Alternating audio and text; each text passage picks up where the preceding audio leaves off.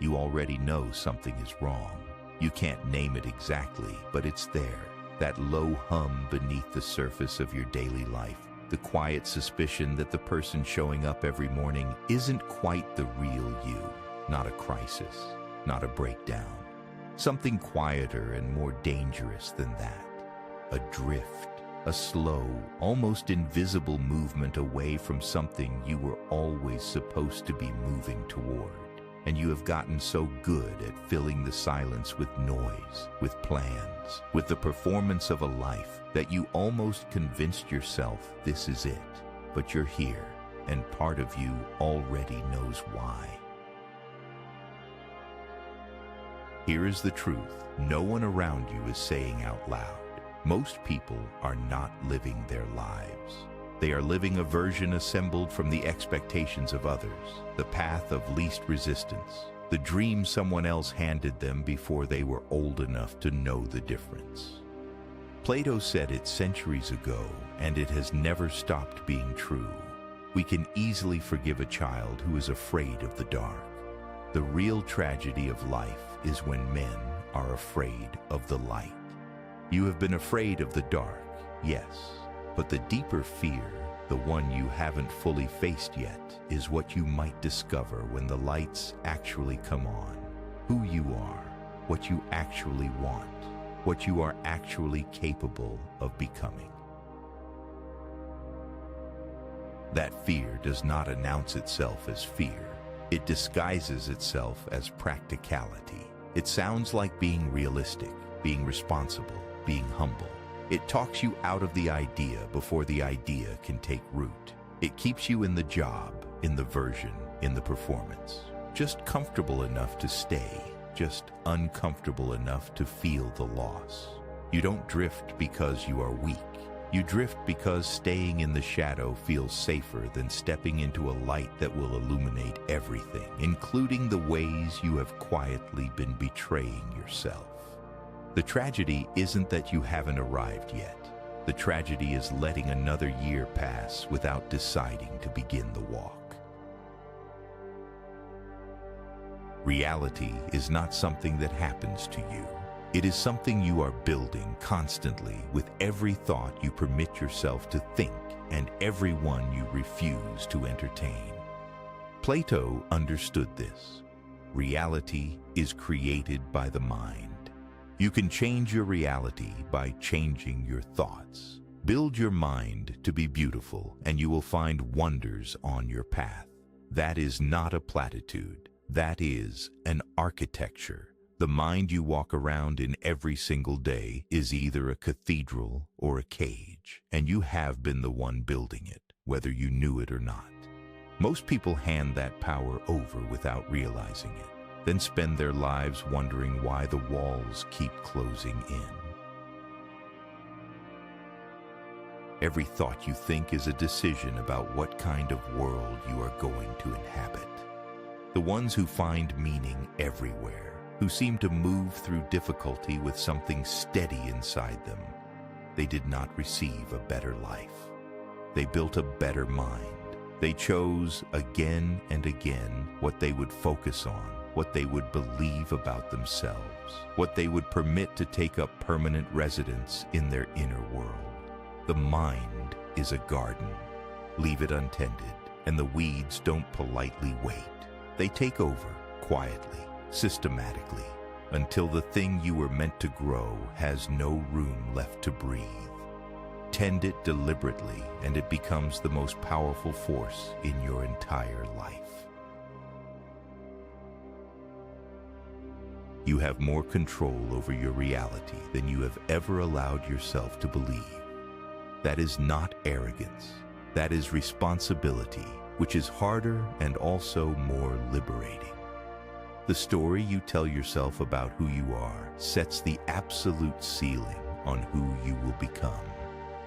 Change the story, and the ceiling lifts.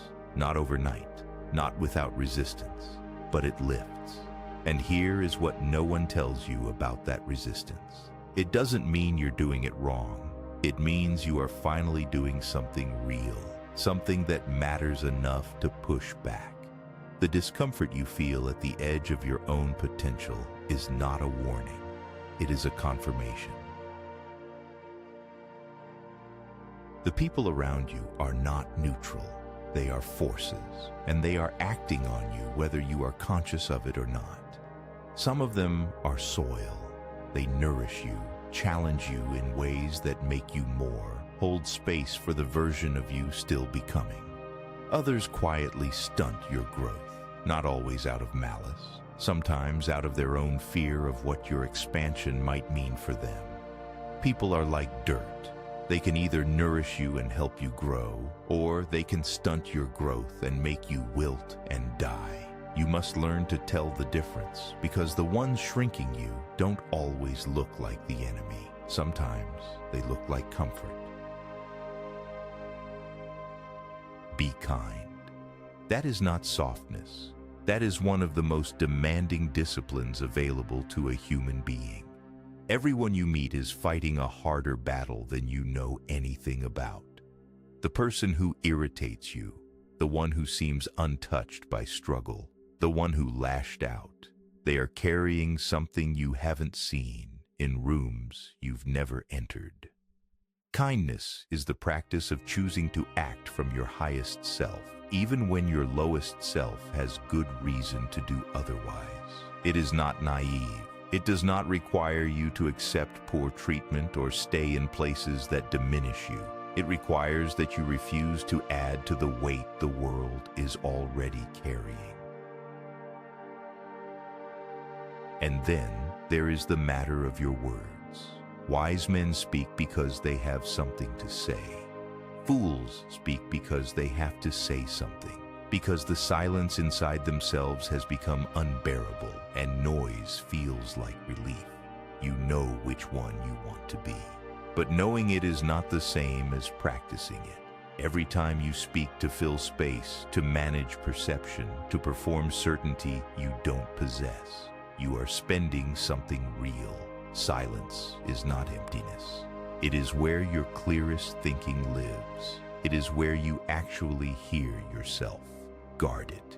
Return to it. The quality of what you eventually say will reflect the quality of what you were willing to sit with in the quiet. Every heart carries an unfinished song. You feel it, that sense of something unlived, something almost said, something reaching for expression that hasn't found its full voice yet. At the touch of something real, something true, something that connects.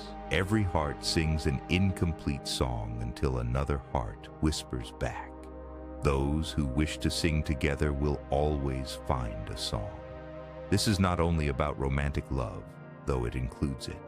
It is about finding the purpose, the work, the people, the mission that makes the effort feel like music instead of labor. You are not meant to white-knuckle your way through a life that means nothing to you. You are meant to find what you are willing to sing for. The true measure of a person is not the title, not the number, not the external confirmation. The true measure of a man is what he does with the power he has, not the force he imposes with it. Power used to dominate is just fear wearing authority's clothes. Power used to build, to create conditions for others to rise, to put something into the world that outlasts your ego. That is the thing worth aiming your life at. You have more power than you are currently using well, not because you are lazy or broken, because you have been pointed in directions that are not yours. The moment you redirect that power toward what is actually real for you, everything shifts. Here is where you are hiding right now. Not from danger, not from failure, from yourself.